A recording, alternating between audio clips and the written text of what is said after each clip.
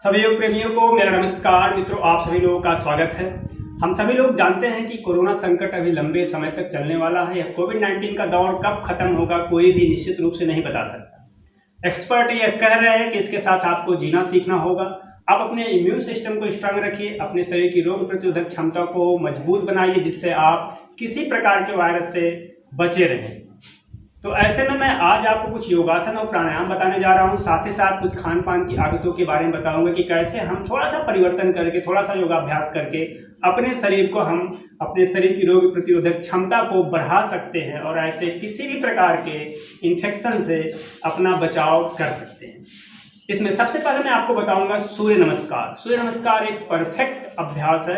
आप इसको करिए। हर किसी व्यक्ति को जो भी कर सकते हैं उनको सूर्य नमस्कार का अभ्यास जरूर करना चाहिए। तो चलिए देखते हैं कि सूर्य नमस्कार का अभ्यास कैसे करते हैं। सूर्य नमस्कार में कुल 12 आसन होते हैं। पहला प्रणाम आसन, दूसरा हस्त उत्तान आसन, तीसरा आगे सांस बाहर निकालते हुए झुकते हैं पादहस्तासन, ये चौथा है अश्व संचालन, पांचवा पर्वतासन, छठा है अष्टांग नमस्कार आसन, ये सातवां भुजंगासन, आठवां पुनः पर्वतासन, नौवां अश्व संचालन, 10 पादहस्तासन, 11 में हस्त उत्तानासन, 12 प्रणामासन। ये आधा राउंड हुआ। इसी प्रकार दोहराएंगे तो एक राउंड होगा। एक प्रणामासन, 2 हस्त उत्तान, तीसरा पादहस्तासन, चौथा अश्व संचालन, पांचवां पर्वतासन, छठवां अष्टांग नमस्कार आसन, भुजंग, 8वां पर्वतासन, 9 अश्व संचालन, 10 पादहस्तासन, 11 हस्तोत्तानासन, 12 सूर्य नमस्कार। इसी प्रकार आप अपनी क्षमता के अनुसार ही करेंगे। आप डिटेल में देखना चाहें तो मैंने अलग से वीडियो अपलोड किया है। आप वहाँ और मंत्रों के साथ, श्वास के साथ इसको सीख सकते हैं। अपनी क्षमता के अनुसार ही सूर्य नमस्कार का अभ्यास करें। चौथे और 9वें पोजीशन में आपको ध्यान देना होता है। एक बार चौथे में दाहिना पैर अगर आगे आएगा तो 9वें में आप बाएं पैर को आगे लाएं। इस प्रकार बारी बारी से आप बदल सकते हैं और सूर्य नमस्कार का अभ्यास पूरा होता है। तो अभी आपने सूर्य नमस्कार का अभ्यास देखा। अब आपको मैं कुछ और आसन बताऊंगा जो हमारे श्वसन तंत्र को, हमारे रेस्पिरेटरी सिस्टम को स्ट्रांग करते हैं। क्योंकि आप जानते हैं कि जो कोरोना का इन्फेक्शन है, यह हमारे श्वसन तंत्र को सबसे अधिक प्रभावित करता है। इस जो मैं आसन बताने जा रहा हूँ उससे आपके फेफड़े स्ट्रांग रहेंगे।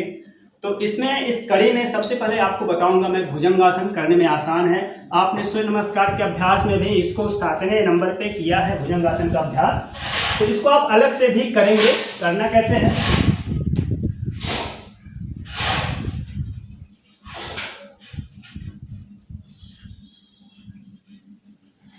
इस प्रकार शरीर को रखेंगे। हथेलियों को आप सीने के बगल में रखेंगे। पीछे पैर के पंजे को आपस में मिला लेंगे और श्वास भरते हुए पूरा धीरे धीरे ऊपर गर्दन को पीछे की ओर मोड़ेंगे। पूरा सीधा नहीं करेंगे, कोहनी को हल्का से मोड़ेंगे। नाभि तक का हिस्सा आपके जमीन पे सका रहेगा। बाकी शरीर को श्वास भरते हुए सीने को आगे निकालते हुए, सीने को फुलाते हुए गर्दन को पीछे करेंगे। कुछ सेकंड से बीच में रुकेंगे। धीरे धीरे वापस आ जाएंगे। इसको आप कई बार दोहरा सकते हैं। जितनी देर तक रुक पाए आराम से रुकिए। कुछ क्षण तक विश्राम करें हर एक आसन के बाद। भुजंगासन के बाद अभ्यास करेंगे अधोमुख स्वानासन का। अधोमुख स्वानासन का अभ्यास करने के लिए आपको इसी प्रकार, जैसे भुजंगासन में थे, रहना है। पहले धड़ को उठाएंगे, ऊपर हिस्से को, पैर के पंजे को आप इस प्रकार जमीन पे टिकाते हुए पूरे शरीर को तानेंगे। दोनों हाथ सीधा पैर को ऊपर खींचते, दोनों पैर को सीधा। इसमें आप जो है सेट कर सकते हैं जिससे तनाव बहुत अधिक आपके ऊपर खिंचाव मालूम हो, बहुत अधिक नजदीक नहीं आएंगे। इस प्रकार इतनी दूरी रहे आपके हाथ और पैरों में कि खिंचाव मालूम हो। श्वास को बाहर निकाल के अंदर खींच सकते हैं आप। यही जमीन पे पैर के पंजों में गैप, हाथ की उंगलियों में भी आप गैप रख सकते हैं। थोड़ा ग्रिप आपका अधिक अच्छा रहेगा। आप चाहें तो सिर को दोनों हाथों के बीच में, भुजाओं के बीच में रख सकते हैं, या मुंह भी आप चाहें तो कर सकते हैं। पूरा शरीर को खिंचाव देना है। महसूस करें पैरों में, आपके आर्मपिट में, जो बगल में साइड में खिंचाव हो रहा है, चेस्ट पे जो एक्सपेंशन हो रहा है उसको ध्यान दें। धीरे से वापस आ जाएंगे। वापस आते समय इस प्रकार घुटने को नीचे करेंगे। शशांक आसन, कुछ सेकंड तक विश्राम। धीरे धीरे श्वास लेना और छोड़ना।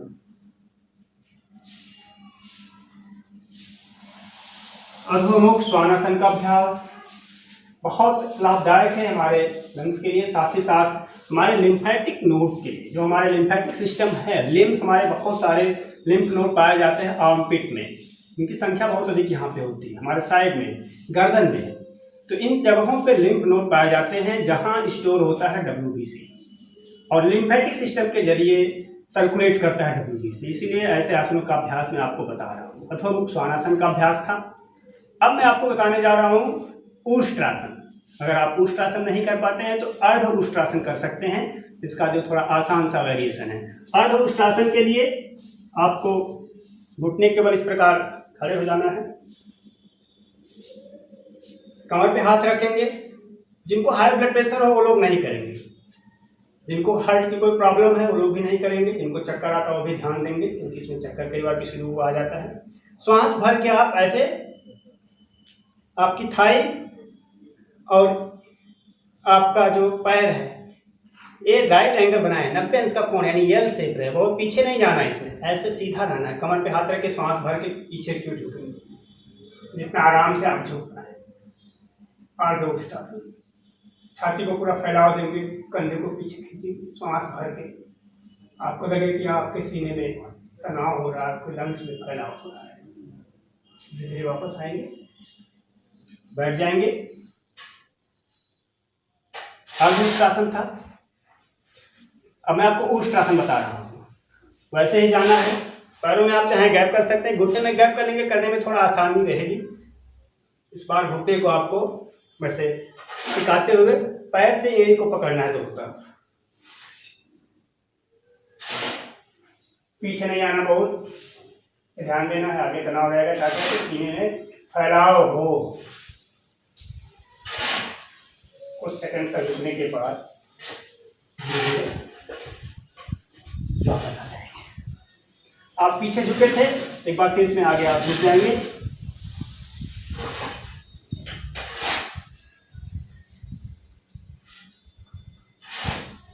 कुछ देर का विश्राम। मैं आपको ज्यादा पीछे झुकने वाले आसन इसलिए बता रहा हूं कि ऐसा जब आप अभ्यास करते हैं तो आपके रेस्पिरेटरी सिस्टम में खिंचाव पैदा होता है, फैलाव होता है, फेफड़े की मांसपेशियों में फैलाव होता है, इससे वो स्वस्थ होते हैं।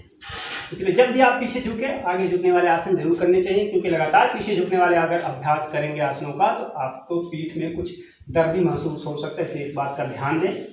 तो आपने भुजंगासन का अभ्यास किया, अधोमुख श्वानासन का अभ्यास किया, अर्धऊष्ट्रासन का अभ्यास ऊष्ट्रासन का किया। अब धनुरासन का अभ्यास आपको बता रहा हूं, अगर आप कर पाए तो धनुरासन का अभ्यास भी इसमें शामिल करें। लेट जाना है आराम से,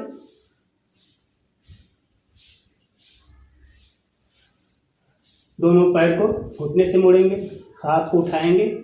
आप चाहें तो पैर के पंजों को या फिर इस प्रकार नीचे ग्रिप बना सकते हैं, जहां आपको सुविधाजनक लगे, और श्वास भरते हुए आगे से सीने को, पीछे से पैर को उठाएंगे।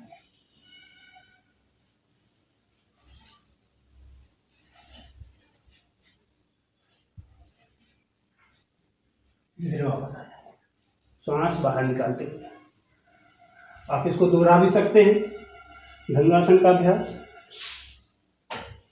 कुछ देर विश्राम करेंगे, फिर आप वापस आएंगे और एक बार वापस जाएंगे फिर से शशांकासन, क्योंकि आपने पीछे अभी मुड़ा था, अब आगे झुकने वाले हैं।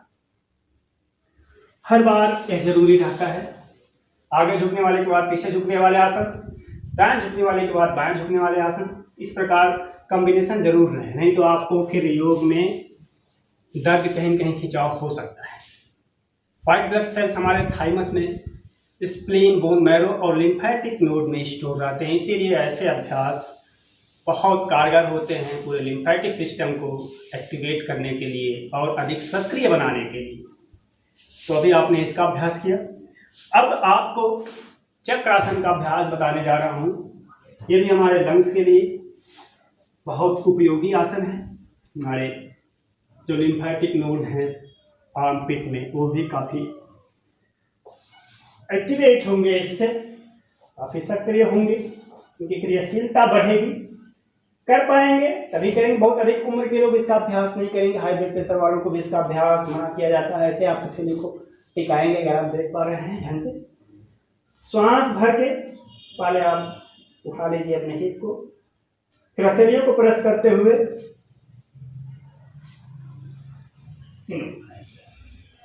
गर्दन को ढीला छोड़ देंगे, सीधा उठ पाए जितना आराम से, बहुत तनाव नहीं, आराम से अभ्यास करेंगे। कुछ देर तक रुक पाए रुके, अगर कुछ सेकंड तक रुकना है श्वास रोक के रुके, अधिक देर तक रुकना है तो इसमें आप धीरे धीरे श्वास ले सकते हैं और छोड़ सकते हैं, धीरे धीरे वापस आएंगे। मैं थोड़ा आपको शीघ्रता से बता रहा हूँ, जल्दी जल्दी बता रहा हूँ ताकि वीडियो बहुत लंबा ना हो। बीच बीच में आप रेस्ट लेते रहेंगे अपनी सुविधा के अनुसार, बहुत जल्दबाजी में योग मत करिएगा। इस समय शवासन थोड़ी देर के लिए बीच बीच में, शवासन का मतलब पूरे शरीर को शिथिल छोड़ देना है, जैसे आप शव की तरह पड़े हुए हैं, डेड बॉडी की तरह पूरे शरीर को ढीला छोड़ देना है। सांस, सिर्फ सांस आ रही है जा रही है। आप पैर के अंगूठे से लेकर सिर तक एक एक अंग को अपने बंद आंखों से देखें, उनका अनुभव करें और उनको ढीला छोड़ते जाएं। ये शवासन है, यह आपके पूरे शरीर को विश्राम देता है। शवासन का अभ्यास नियमित रूप से अगर विधि पूर्वक किया जाए तो यह भी हमारे इम्यून सिस्टम को स्ट्रांग करता है, हमारे ब्रेन के लिए बहुत उपयोगी, हमारे मन को शांत करता है। इसका वीडियो मैं कभी आपको अलग से बना के बताऊंगा।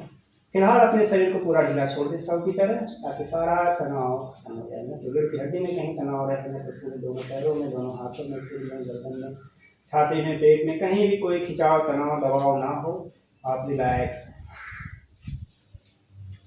हर एक आसन के बाद इसको करना चाहिए। जब आप थक जाए तो तुरंत इसको अभ्यास करें।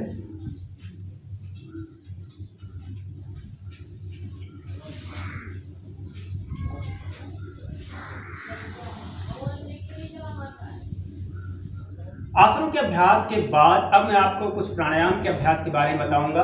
प्राणायाम आप जानते हैं कि श्वास से संबंधित क्रियाएं हैं, जिनका सीधा सीधा संबंध हमारे फेफड़े से है, शारीरिक रूप से। जब आप प्राणायाम का नियमित अभ्यास करते हैं तो अधिक से अधिक ऑक्सीजन लेते हैं, आपका रक्त शुद्ध होता है, आपका मन शांत होता है, आपके फेफड़े मजबूत बनते हैं। बैठने की स्थिति काफी महत्वपूर्ण होती है। प्राणायाम में आपको सीधा बैठना है, आप पद्मासन में लगा बैठ जाएं या इस प्रकार सुखासन में बैठ जाएं पालथी मार के। रीढ़ की हड्डी आपकी सीधी होनी चाहिए, कंधे, गर्दन, सिर एक सीधी। भस्त्रिका प्राणायाम काफी उपयोगी साबित हुआ है। कई सारे ऐसे रिसर्च आए हैं जिसमें भस्त्रिका प्राणायाम को पाया गया कि हमारे इम्यून सिस्टम को बढ़ाता है। लेकिन उससे पहले आपको कपालभाति का अभ्यास मैं बताऊंगा। कपालभाति के लिए श्वास लेना है सामान्य गति से, छोड़ना है झटके से। जब आप श्वास लें तो आपका पेट थोड़ा सा आगे की ओर है, क्योंकि डायफ्राम नीचे जाता है, फेफड़े फैलते हैं, फेफड़े में अधिक से अधिक हवा भरे, ऑक्सीजन भरे, इसलिए पेट को आगे आना जरूरी है। जब आप श्वास बाहर निकालेंगे तो पेट आपका अंदर जाए। एक बार शुरू करेंगे तो 10 बार श्वास का लेना छोड़ना होगा। श्वास लेंगे सामान्य गति से, कोई आवाज़ नहीं आनी चाहिए। जब आप छोड़ेंगे थोड़ा झटके से छोड़ते हैं, आवाज़ उस समय आती है। लिया श्वास,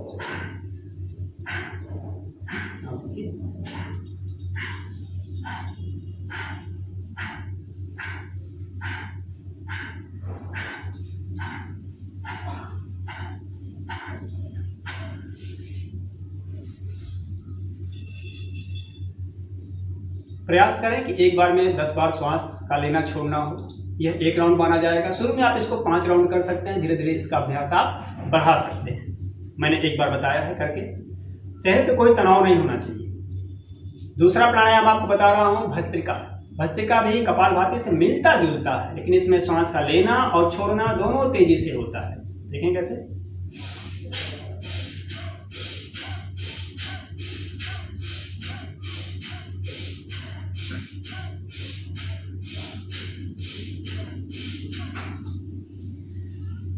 आप अपने शरीर की क्षमता के अनुसार ही करेंगे, धीरे धीरे अभ्यास करेंगे। कैसे धीरे धीरे करेंगे इसको देख लें।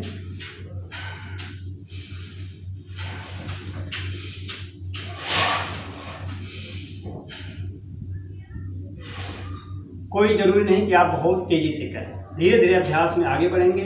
जितनी आपके शरीर की क्षमता हो उतना ही, कभी भी झटके से जल्दबाजी में योग का अभ्यास नहीं करें। कपालभाति और भस्त्रिका के बाद आपको मैं उज्जाई प्राणायाम बता रहा हूँ। उज्जाई प्राणायाम का रोगों के लिए विशेष रूप से लाभकारी है। जिनको गले में कफ जमा रहता हो, लगता है कि बार बार कफ बनता है, उनको इसका अभ्यास करना चाहिए। और कोरोना संकट में आप जानते हैं कि किसी प्रकार का संक्रमण नहीं होना चाहिए, कफ नहीं बनना चाहिए।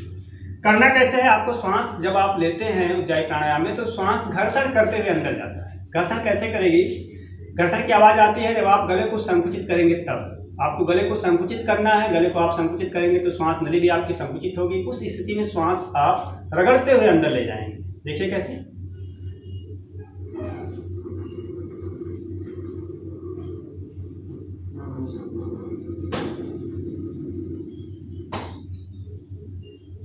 धीरे धीरे श्वास को बाहर निकाल लेंगे।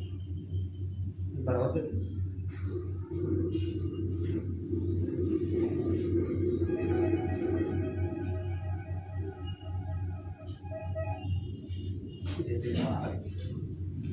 कुछ लोग आवाज निकालते हैं बहुत जोर से, ऐसे ऐसे आपको नहीं करना। श्वास धीरे धीरे लेना है। जैसे बच्चा जब सोता है तो गले से उसके हल्के से घर्षण की आवाज़ आती है, उस तरह की आवाज़ आनी चाहिए। बहुत जोर से आवाज़ नहीं निकालना है। कई बार आप इसको कर सकते हैं, यह हमारे शरीर में गर्मी उत्पन्न करता है, ब्लड प्रेशर को शांत करता है। तो हाई ब्लड प्रेशर वाले भी कर सकते हैं उज्जाई प्राणायाम। अगला प्राणायाम जो महत्वपूर्ण है, अनुलोम विलोम प्राणायाम। इसमें बहुत सावधानी देने की जरूरत नहीं है, सीधा आपको बैठना है। बाईं नासिका से शुरू करेंगे, लंबी गहरी धीरे धीरे श्वास लेंगे, दाहिनी से धीरे धीरे निकालेंगे, फिर आप दाहिनी से धीरे धीरे लेंगे और बाएं से निकालेंगे। यह एक राउंड होगा। आप इसको बहुत बार कर सकते हैं, 10 बार, 20 बार, 25 बार, जितना आपके पास समय हो, बहुत आराम से करें। जिनका ब्लड प्रेशर हाई हो वो लोग भी इसको कर सकते हैं। कपालभाति और भस्त्रिका में इस बात का ध्यान देना है कि जिनका ब्लड प्रेशर बढ़ा हुआ हो या जिनको कोई हार्ट की प्रॉब्लम हो, उनको नहीं करना है, या किसी योग शिक्षक से पूछ के ही करें। लेकिन अनुलोम विलोम का अभ्यास हर कोई कर सकता है। ऐसे अंगूठे से अपने दाहिनी नासिका को बंद करेंगे और अनामिका से बाएं को ऐसे बारी बारी से बंद करते हैं, छोड़ते हैं, लेते हैं और छोड़ते समय। तो मैंने पहले दाहिनी नासिका को बंद किया, बाएं से धीरे धीरे श्वास लेंगे। आप चाहें तो मन में गिनती भी गिन सकते हैं कि आप 10 गिनती में या 15 गिनती में धीरे धीरे श्वास लें, फिर उतनी ही गिनती में धीरे धीरे निकाल दें।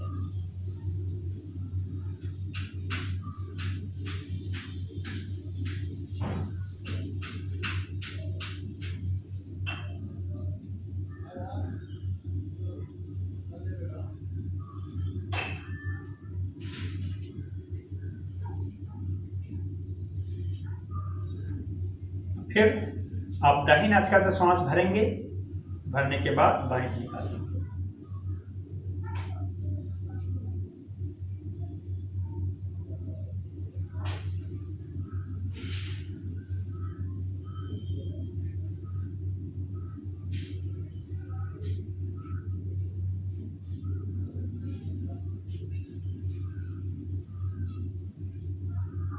आपने बाएं से लिया, दाहिने से निकाला, दाहिने से लिया, बाएं से निकाला, यह एक राउंड हुआ। ध्यान दीजिएगा, आवाज़ नहीं होनी चाहिए। बहुत से लोग बताते हैं कि अनुलोम विलोम में भी जोर से आवाज़ निकालते हैं, ऐसा नहीं करना, आवाज़ नहीं निकालना, बहुत धीरे धीरे करना है। आप इसको कई बार कर सकते हैं बिना किसी तनाव के। अनुलोम विलोम का अभ्यास बहुत महत्वपूर्ण अभ्यास, जितने सेकंड में लेना है उतने सेकंड में बाहर निकालिए। कुछ दिनों के बाद प्रयास करिए कि जितने सेकंड में आप ले रहे हैं उसके 1.5 गुना समय में बाहर निकालिए। 10 सेकंड में लिया तो 15 सेकंड में निकालने की कोशिश करिए बाद में, लेकिन शुरू में 10 सेकंड में लिया तो 10 सेकंड में ही निकालिए। आप गिनती बढ़ा भी सकते हैं, 12 सेकंड में लिया, 12 सेकंड में बाहर निकाला, ऐसे करके आप अभ्यास बढ़ाते हैं। अगला प्राणायाम भ्रामरी प्राणायाम।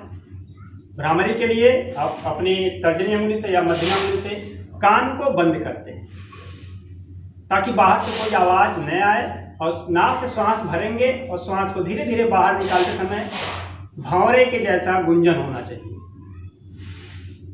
इसलिए इसको भ्रामरी कहा गया। कान को बंद करिए, श्वास भरिए अंदर धीरे धीरे।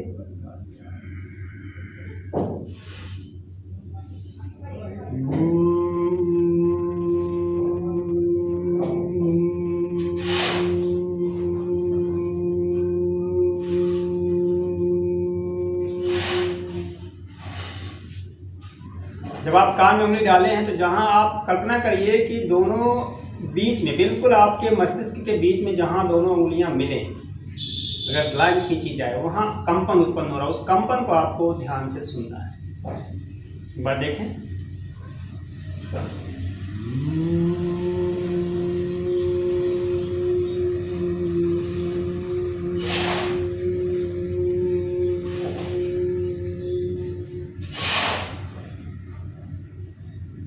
रिलैक्स हो जाएंगे। इसको कई बार कर सकते हैं, मैंने 2 बार आपको करके दिखाया। भ्रामरी प्राणायाम का अभ्यास हमारे मन को शांत करने वाला है, चिंता तनाव को दूर करने वाला है, इसलिए आप इसको जरूर करें। आखिर में करेंगे ओमकार का उच्चारण, उद्गीत प्राणायाम भी कहते हैं इसको। नाक से सांस लेना है, आंखों को बंद करिए और ओमकार का उच्चारण करना है, दीर्घ स्वर में।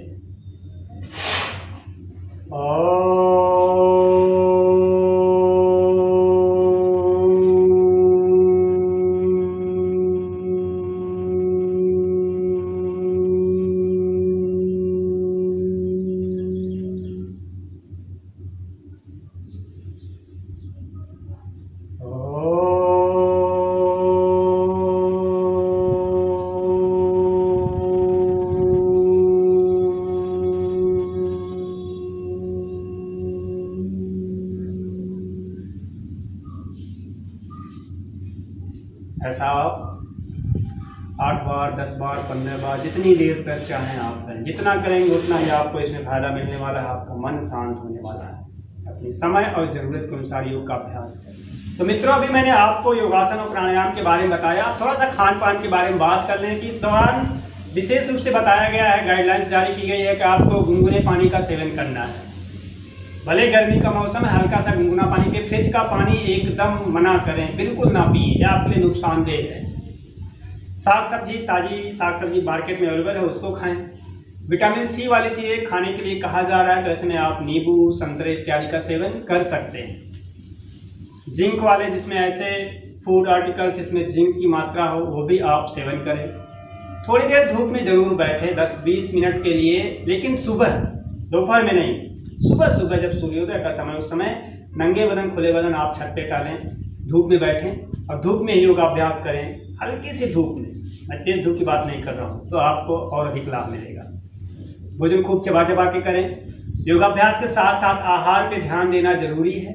नींद पूरी लें, तनाव बिल्कुल ना लें, डरें बिल्कुल नहीं, सावधानी बरतें, जिससे आपका इम्यून सिस्टम स्ट्रांग हो और आप किसी भी प्रकार से, आगे भी आने वाले किसी भी प्रकार के इन्फेक्शन से अपने शरीर को बचा सकें।